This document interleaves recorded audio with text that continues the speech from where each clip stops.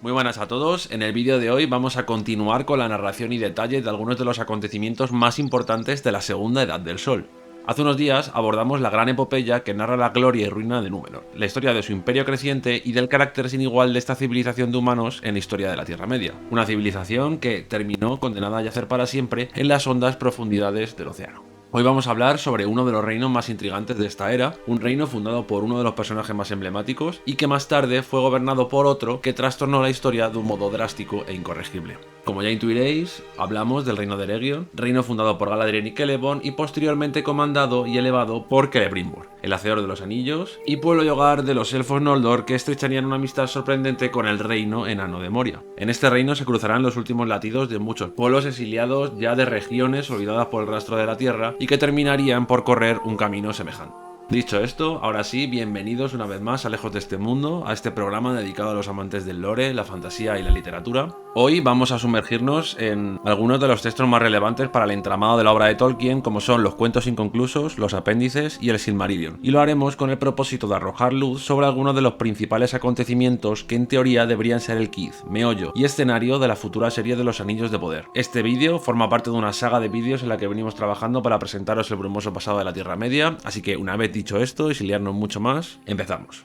Hablar de la historia del reino de Eregion implica situarse en la Segunda Edad del Sol, el periodo que ha sido habitualmente conocido como los Años Oscuros y que resulta una era de la que disponemos más bien poca información. Este periodo comprende los hechos acaecidos entre el hundimiento de Beleriand y la derrota de Sauron a manos de la Última Alianza. Por aquel entonces, más de 7 siglos después de la destrucción de Beleriand tras la Guerra de la Cólera, el reino de Lindon, gobernado por el rey supremo de los Noldor, Gil-galad, había establecido en el oeste de la Tierra Media su gobierno en las tierras de Lindon. Lindon, que en Quenya significa la tierra de los cantantes, ocupaba aquella parte de Osirian y las montañas azules que no había sido anegada tras el fin de la Primera Edad. Por aquel entonces, y una vez se hubo infligido a Melkor la derrota que le confinó más allá de los límites del mundo, fueron muchos los elfos Noldor que decidieron volver a Valinor para habitar en las tierras de la bienaventuranza. Y aunque esto fue así, fueron otros muchos los que se quedaron en la Tierra Media, pues esta les parecía una tierra inhóspita que deseaban poblar y en la que podrían desarrollar grandes proezas y nuevos reinos. Entre los que quedaron destacan los nombres de Gil-galad, rey supremo de los Noldor e hijo de Fingon, Galadriel, hija de Finarfin y sobrina por tanto de Fëanor, Celeborn, que era su pareja, Círdan, el carpintero de barcos que se había instalado en los puertos grises en Midlond, Elrond, hermano de Elros, el primer rey de Númenor e hijo de Eärendil el Salvador, y por último, y no menos importante, Celebrimbor, hijo de Curufin y único nieto de Fëanor del que tenemos constancia en los escritos. Todos, en un primer momento, situaron su residencia en las costas occidentales de Lindon y se reunieron bajo la égida del rey de los Noldor, Gil-galad. Allí fueron visitados a partir del año 660 de la Segunda Edad del Sol por los Dúnedain del pueblo de Númenor, con los que estrecharían como una alianza y a los que tendrían que pedir ayuda varios siglos más adelante. Celeborn y Galadriel fueron, junto con Gil-galad, los grandes señores y capitanes de entre todos los elfos Noldor. Con ellos, tal y como se cuentan los cuentos inconclusos, vivían una gran hueste de Noldor, elfos grises y elfos verdes, restos ya de los destruidos reinos de Beleriand en Doriath y Osiria. Se produjo por aquel entonces una síntesis cultural entre los diferentes pueblos, motivado mayormente por esa necesidad de reunirse bajo un mismo mando común. Hay que recordar que la Tierra Media comprende aquellas regiones que se hallaban al este de Beleriand y que éstas estaban anteriormente habitadas tanto por hombres como por elfos que no se habían visto interesados en seguir la luz de los Valar. Es por eso que estas tierras, aunque no estaban deshabitadas, tenían un nivel de desarrollo y sofisticación cultural más pobre que el que demostraban los pueblos procedentes del oeste. En estos tiempos, el mal parecía haberse desvanecido del mundo tras la desaparición de Melkor, pero no hay que olvidar que Sauron había quedado libre y que no había osado presentarse ante la justicia de los Valar. Así fue que en torno al año 700 y 750 de la Segunda Edad, Galadriel se había dado cuenta de que una cierta voluntad maléfica obraba en el mundo y que parecía proceder de una fuente lejana en el este, más allá de Eriador y de las montañas nubladas. Por esto, en el año 750, Celeborn y Galadriel fundan el reino de Eregion, instituyendo allí el que sería el principal reino de los Noldor en la Tierra Media y situando su capital en Ostinedil, entre el reino de Lindon y las montañas nubladas que hospedaban las anchas salas de Moria. Aquel reino, por esto, se convirtió en un gran núcleo urbano y un rico puente comercial entre los puertos del oeste y las valiosas manufacturas de los enanos. ¿Recordáis aquellas tierras que la Compañía del Anillo se ve obligada a cruzar antes de llegar al paso del Caradrás y del episodio de la voz de Saruman? Sí, justo allí donde Legolas dice aquello de Son Crevain de las tierras brunas, cuando una ancha bandada de cuervos parecía precipitarse sobre ellos. Pues esas tierras, conocidas en la Tercera Edad como Acebeda, son las que se corresponden en la Segunda Edad con el reino de Eregion, cuyo nombre en lengua élfica quiere decir precisamente eso, tierra de los acebos. Hay que recordar que tras la catástrofe de Beleriand, las dos grandes casas de los enanos de las Montañas Azules que vivían en los reinos de Nógrod y Belegos se habían trasladado casi en su totalidad al reino de la casa de Durin en Moria. Por estas razones, el reino de Eregion no tardó en crecer y en constituirse como una potencia cultural no despreciable a los ojos de sus habitantes, pero sobre todo ante los ojos de aquel que desde el este comenzaba a proyectar su oscura sombra. Fue esta una de las razones por las que Galadriel situó el reino de Eregion entre el mar y las montañas, pues sabiendo que los enanos de Khazad-dûm o Moria eran un núcleo militar a tener en cuenta, dicha sombra tenía que ser precavida antes de trazar sus primeros movimientos. Entre ambos reinos hubo cordialidad y comercio, y una vez que Celebrimbor se convirtió en uno de los señores de aquella tierra, se entabló una profunda amistad entre los herreros de los enanos de Moria y los herreros de los Noldor de Celebrimbor. De hecho, este último, Noldor de naturaleza pero casi enano de espíritu, y es que los Noldor habían aprendido durante su estancia en Valinor, tal y como lo hicieron también los enanos en sus primeros días como pueblo, del Vala de la Forja Aule. Y eso, entre Celebrimbor y Narvi, el enano, se entabló una profunda amistad que desembocó en una famosa cofradía de herreros llamada Waig y Myrdain, y en honor a la cual se construyó la puerta oeste de las minas de Moria, la famosa puerta de la palabra Melon, cuya inscripción dice aquello de yo, Narvi, las hice, y Celebrimbor de Eregion trazó los símbolos.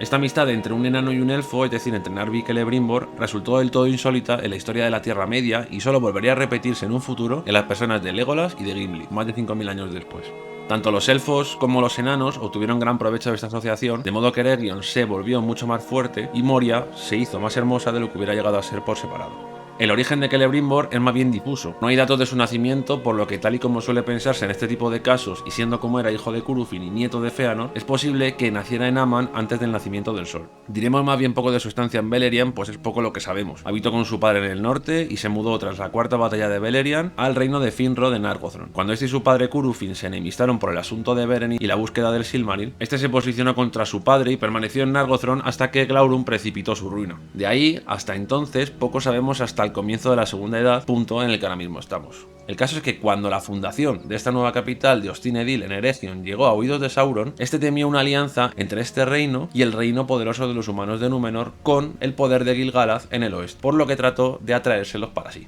Y es que en la Segunda Edad del Sol, viendo que los Valar habían abandonado la Tierra Media, el orgullo de Sauron creció deprisa y trató de convertirse en el señor del mundo. De entre todos los pueblos, el más fácil de doblegar le pareció ser el de los hombres, pero no los de aquella clase que vivían en el mar en la isla gloriosa de Númenor, sino el de aquellos que habían quedado perdidos y extraviados de todo gobierno en la Tierra Media con la marcha de los mejores Edain y cuya naturaleza le parecía más mezquina y vulnerable. A los elfos, Sauron los odiaba, pero no perdía la esperanza de poder gobernarlos algún día. Y así, una vez estaba con aquellos a los que había logrado seducir en Eregion, les dijo, como hablándoles de Gil-galad y Galadriel: «Ay de la debilidad de los grandes, porque poderoso es el rey Gil-galad y sabio en toda ciencia es el joven Elrond, y no obstante, no me ayudan en mis trabajos. Es posible que no quieran ver que otras tierras sean tan benditas como las suyas. Pero, ¿por qué la Tierra Media ha de seguir siendo desolada y oscura cuando los elfos podrían volverla tan hermosa como la misma Valinor? Y como la habéis vuelto allí, como podríais haber hecho, veo que amáis la Tierra Media como yo la amo. ¿No es pues nuestra misión trabajar juntos para enriquecerla y para elevar a todos los linajes élficos que yerran aquí ignorantes hasta esa cima de poder y conocimiento que han llegado los demás allá del mar?»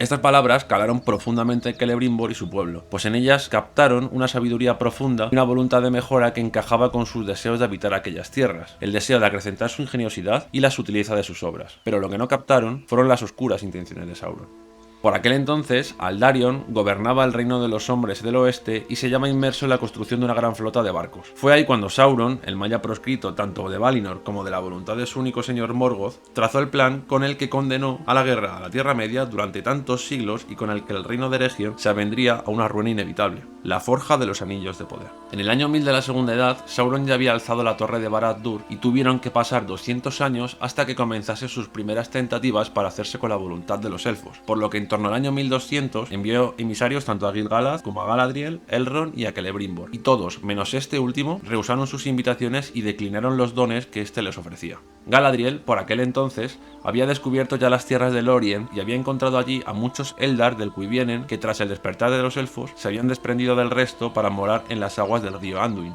Tardó un poco en instalarse allí, pero lo consideró un buen lugar para vigilar el este e instalar una morada para su pueblo. Así, mientras que Galadriel y Gil-galad se alejaban de la influencia de Sauron, Celebrimbor, espoleado quizás por el temple ambicioso de su abuelo Fëanor, o quizás sacudido por una especie de rencor o envidia por el resto de los señores de los elfos, aceptó los consejos de Sauron, que por aquel entonces se había hecho conocer como Anatar, el señor de los dones, y así escuchó sus planes sobre los anillos. Y es que Sauron, o Anatar, se presentó en Eregion como un enviado de los Valar con la orden de mantenerse allí para ayudar a los elfos. Galadriel era quien más se oponía a su presencia, pero Sauron se mostró dócil y paciente con ella y centró todas sus energías en corromper a Celebrimbor. Fue así como bajo la tutela de Sauron los elfos de Eregion llegaron a su cota de máxima habilidad y en secreto, sin que Galadriel y Elrond se enterasen, forjaron los anillos de poder, 9 para los hombres, 7 para los enanos y más tarde y en solitario Celebrimbor forjaría 3 anillos para los elfos. Sauron había enseñado mucho tanto a elfos como a enanos sobre herrería, y fue tal su influencia en el reino que en torno al año 1350-1400 los elfos de Eregion se rebelaron contra Galadriel y ésta se marchó definitivamente a Lórien, donde estableció forzosamente su residencia y donde organizaría su resistencia.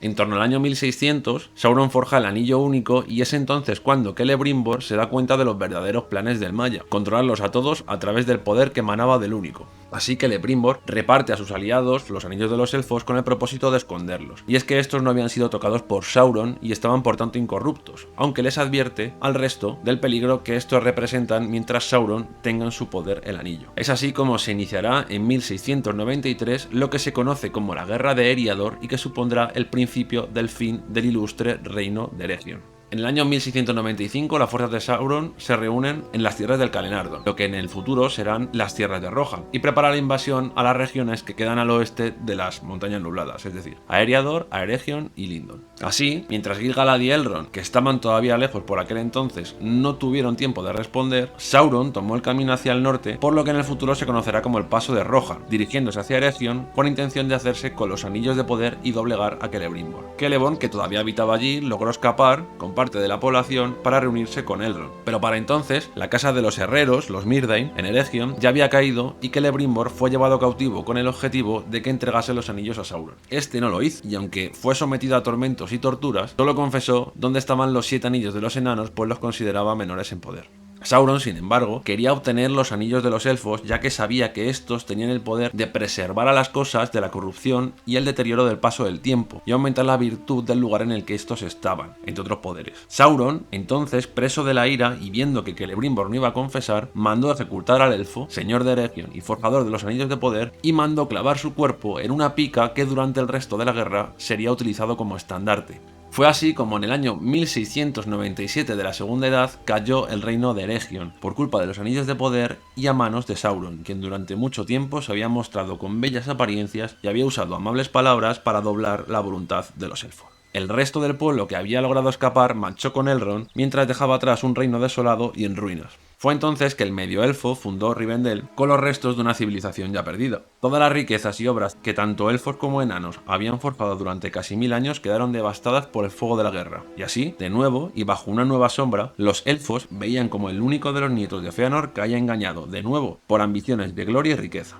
Sauron fue tras Elrond y en su persecución hizo retroceder a las tropas de Gil-galad y de los enanos de Moria, por mucho afán tenía por recuperar los anillos de los elfos. Finalmente, y aunque esto se narrará en otro episodio pues ya no pertenece a los hechos de la caída de Eregion, Gil-galad se verá en la obligación de pedir auxilio a los hombres de Númenor, quienes en 1701 enviarían una flota capitaneada por Minastir para expulsar a Sauron de las tierras del oeste. Sauron tras esto quedaría humillado, pues sus tropas se vieron encerradas, tanto por el norte como por el sur, por los contingentes de elfos y hombres, y tramaría su futura venganza. Por aquel entonces, tal y como contamos en el vídeo sobre la historia de Númenor, el poderío y la ciencia de los hombres no encontraba rival en la Tierra Media, y las tropas de Sauron fueron totalmente arrasadas, y este tuvo que retirarse de nuevo tras las puertas de Mordor. Puesto que no consiguió doblegar a los elfos, su propósito se centraría en terminar absolutamente con los hombres, y es así como comienza el relato de la ruina de Númenor, como os contamos el otro día. Con esto se acaba la narración de la historia del reino de Eregion, que termina en la guerra de Eriador, aunque esta no acabe con la caída del reino ni de su capital, pues tal y como os hemos contado, la guerra de Eriador termina con la victoria de los Númenorianos sobre Sauron 4 años después de la muerte de Celebrimbor. Como podemos ver, este es un episodio crucial para la comprensión de los futuros episodios relacionados con la Guerra del Anillo, por lo que no está de más conocerlos, pues no solo existieron los reinos que resistieron hasta la tercera edad, y no solo en ellos se encontraba toda la gloria de los elfos. Con esto y poco más terminamos el vídeo de hoy, esperamos que os haya gustado. Ya sabéis que para más literatura, Tolkien y fantasía podéis seguirnos en nuestro canal, y si os ha gustado pues suscribiros, compartir, comentad lo que os parezca, y un saludo, un abrazo y hasta la próxima.